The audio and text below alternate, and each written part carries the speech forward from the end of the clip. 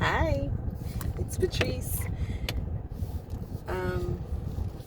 I wanted to come and tell you about the, I guess, latest discoveries in my along my journey. I'm kind of like doing a couple things. Um, one one thing that I'm focusing on, and I've already talked about both of these things, I believe. But one of the things that I'm working on right now is really understanding who I am and who I'm not, and being like true to myself and what I'm interested in and that whole thing. And then also like learning to really care for myself properly. So I saw a post on Facebook. Somebody had written something having to do with self-love, and another person chimed in saying that they didn't like self-love because it seems like it's promoting selfishness and just promoting, I guess, just a bunch of narcissists. And it was interesting to see what the person was saying, and but they're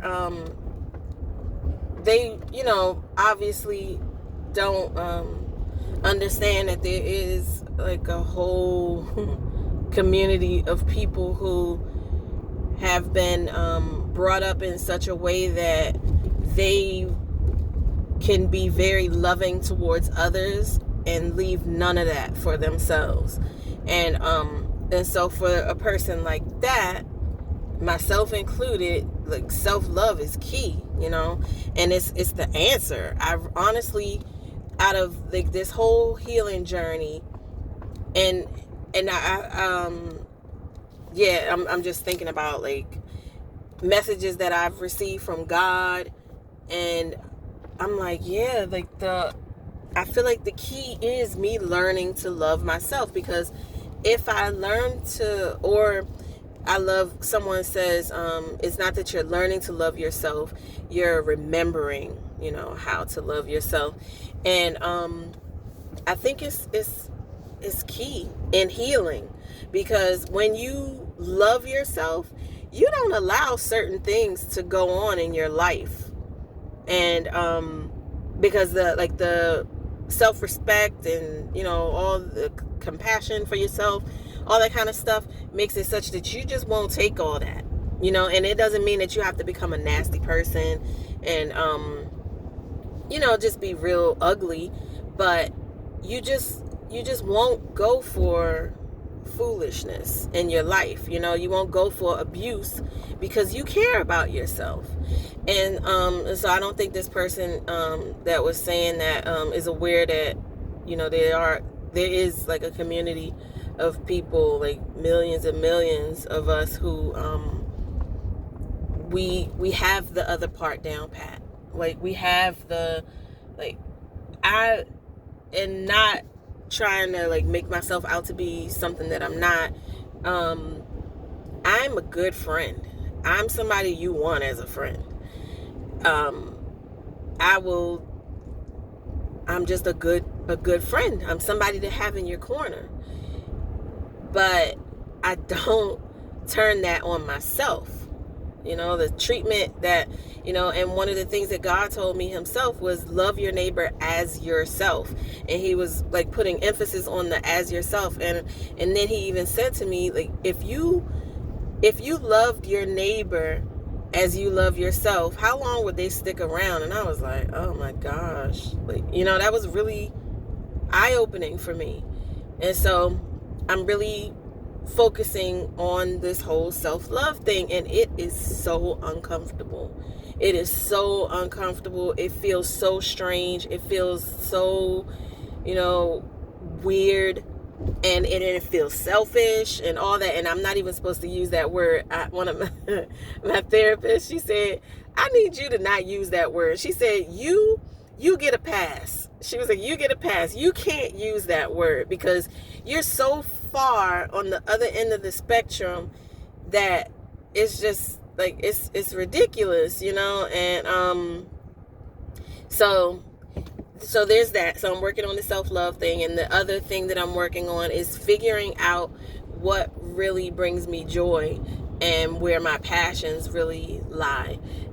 And that part got a little interesting because for one, I'm the type of person that I have a lot of things that I can do, and I do them well. And so it can look like I'm made for those things, or, and I remember when I used to do Pamper Chef shows. I remember somebody telling me as I did a show at her house, and she was like, you were made for this. And I don't do Pamper Chef anymore. It was a phase. It was a season in my life. And, and I absolutely still adore Pamper Chef products, and I still buy them and all that. But it wasn't something that I needed to do like all the time. And so, and like I mentioned, singing, I do that well, and I'll do that for the rest of my life. I know that.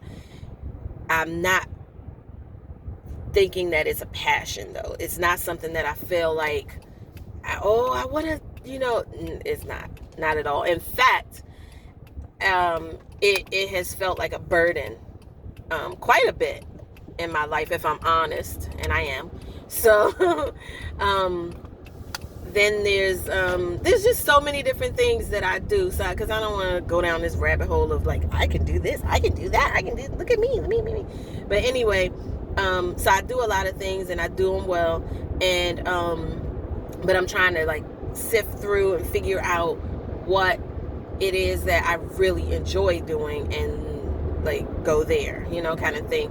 And so another thing that I enjoy doing is making all these products, right? So I make soap, lotions, lip balms, all kinds of stuff, right? I don't buy very much, honestly, as far as like medicine and products for skin, hair, all that. Even food, like I make a lot of the, food myself that people don't think to make.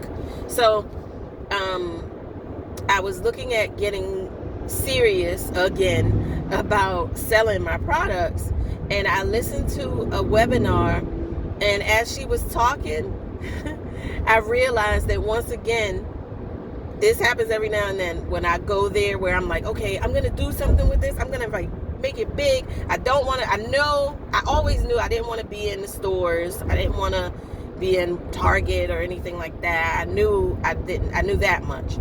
But every time I would start to go and like eventually it was like my eyes would glaze over, and I'm like, I'm not having fun like with this.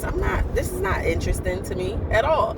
And so I know that I'll always make these products.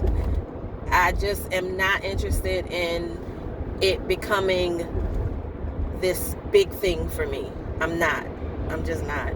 Because again, as the lady was talking about like marketing strategies and all this stuff, and I was just like, oh, that's really cool. I don't want to do it though. I'm not interested in this at all. So I what I'm going to look at is possibly, I want to make some money with it, but I'm just not interested in it being a huge thing. I'm not interested in having it be the thing in my life, or, that's so not interesting to me. But again, I'll continue making everything. So, so that was like something I just like came to that conclusion yesterday, in fact. And, I'm just like going along like the list, I guess, of different things that I really love doing. I'm like, could you do this for the rest of your life and enjoy it? And just like, how passionate do you feel towards this thing? And like, does it really bring you joy and happiness and all that? And it's interesting because, like I said, a lot of the things that I do well, I'm like, it's not that serious. It's okay, but I mean, it's something to do. It's a hobby. But it's just not that serious for me. So that is something that I'm like really delving deep into, and I'm seeing that I'm doing well with not in turn beating myself up, because what I can get into is this pattern of like, oh, look at you, like, to whom much is given, that whole thing, and oh, you're so selfish, and like, you're not grateful for anything, because look at, like, some people wish they had the talents and gifts that you have, and look at you just squandering them all, and all that stupid stuff, and stuff that I would never say to anyone else in my position. I internally, like, that tape rolls in my head for me, and so I'm doing well with not beating myself up about not being so passionate about a lot of the things that I do really well that make other people happy, especially the things that make people happy. So because it's like, oh, you have to do that, it's gonna make people happy, you gotta do it, like, forget about what you feel, like, that gift ain't for you anyway, it's for other people, it's to share. So meanwhile, I'm like miserable doing it. So I'm looking at that, and then I think that the food stuff might be something that I'm really interested in, like really moving forward with, and doing something on a larger scale with, cooking the traditional foods and doing all that. And I have an idea that God gave me years ago that I actually forgot about, and it's coming back up, and different things are kind of falling into place towards that. So I'm interested to see how that's going to go. But the other thing that I believe I am passionate about is, like, I guess it would be under the banner of ministry, because I told my dad that I said, I'm learning all this stuff about self-love, like actual tools to help people to really, like, implement in their daily life, like that just goes beyond, like, oh, this feels good or whatever. No, like, because people talk about self-care, and you think of pedicures, manicures, massages, but you're not going to do that every day, and who would want to, really? So, but that's not all that self-care encompasses, so I want to help women in particular who are like myself, and I know a lot of them that do give, and they don't get very much in return. And I want to help those women to be able to love themselves, and then whatever else their husbands or anyone else in their lives gives them will be icing on the cake, because guess what, they already have given that stuff to themselves. I told somebody that came to my door recently, I was like, you have rivers of living waters flowing through your belly. Like, you're in union with Christ, you're in union with the entire Godhead, you're not lacking anything, so if we could tap into that and learn to love ourselves properly, then we'll be all the more loving and better positioned for giving to other people.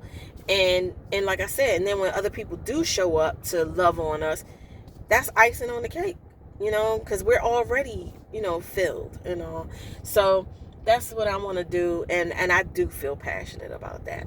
So I'm excited, because I mentioned it to one of my dads, and I have a date, a time, and a place to do my first meeting. I want to do, I think every 3 months I'll do a meeting of this sort, and I will figure out the logistics with God and prayerfully during waking hours, because he likes to wake me up in the middle of the night and start talking about stuff. But so yeah, that's what I'm doing right now, and that's what I'm thinking about these days. And I really appreciate and love how I am, it's like I've turned a corner. I still have the flashbacks, the nightmares, unfortunately, still happen. All the complex post-traumatic stress disorder stuff does still happen. I'm not gonna sit here and say, oh, I'm healed, it's all done, you know, as far as like experientially I'm healed, but you know, like so anyway,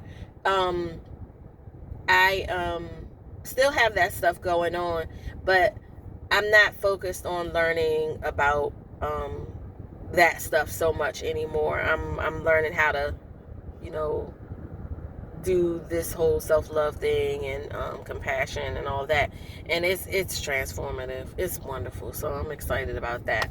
So I will end this video now, and as always, I really appreciate you being here with me, and yeah, so that's it. I look forward to seeing you in the next video. Bye.